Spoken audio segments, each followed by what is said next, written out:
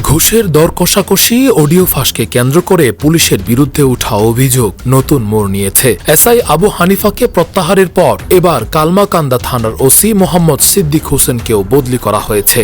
নেত্রকোনার কালমাকান্দা চোরাই ভারতীয় প্রসাধনী জব্দের ঘটনায় পুলিশের দর কষাকষিতে ছড়িয়ে পড়ে চাঞ্চল্যকর এই অডিও।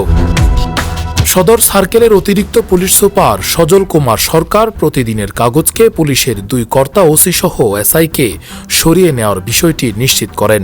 তিনি জানান, ওসি সিদ্দিক হোসেনকে কালমাকান্দা থানা থেকে বদলি করে কেন্দুয়ার পেমই পুলিশ তদন্ত কেন্দ্রে সংযুক্ত করা হয়েছে। এর আগে একই ঘটনায় অভিযুক্ত এসআই আবু হানিফাকে কালমাকান্দা থানা থেকে প্রত্যাহার করে নেত্রকোনা পুলিশ লাইন্সে সংযুক্ত করা হয়। পুলিশ সূত্র বলছে, গত মঙ্গলবার গভীর রাতে উপজেলার নাজিরপুর ইউনিয়নের রাঙামাটিয়া এলাকায় অভিযান চালিয়ে একটি পিকআপ ভ্যান থেকে 18 বস্তা ভারতীয় প্রসাধনী জব্দ করে পুলিশ। উদ্ধার হওয়া পণ্যের মধ্যে body spray, shampoo, olive oil সহ বিভিন্ন কসমেটিক্স সামগ্রী ছিল। এ সময় পিকআপ চালক নাসিম ও তার সহকারী মনির হোসেনকে আটক করা হয়। পরে এ ঘটনায় উপজেলার রাজননগর গ্রামের জসিমউদ্দিন সহ 5 জনের নাম উল্লেখ করে মামলা দায়ের করা হয়। তথ্যসূত্র বলছে, অভিযানের পরপরই সামাজিক যোগাযোগ মাধ্যমে ছড়িয়ে পড়েছে দুটি অডিও ক্লিপ।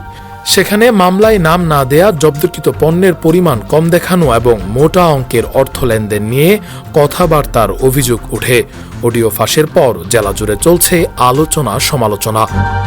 ঘটনার পর জেলা পুলিশের অতিরিক্ত পুলিশ সুপার সদর সার্কেল সজল কুমার সরকারকে প্রধান করে 3 সদস্যের তদন্ত কমিটি গঠন করেছে।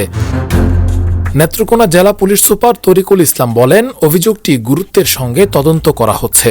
সত্যতা পাওয়া গেলে সংশ্লিষ্টদের বিরুদ্ধে বিভাগীয় ব্যবস্থা নেওয়া হবে। প্রতিদিনের কাগজ নিউজ ডেস্ক।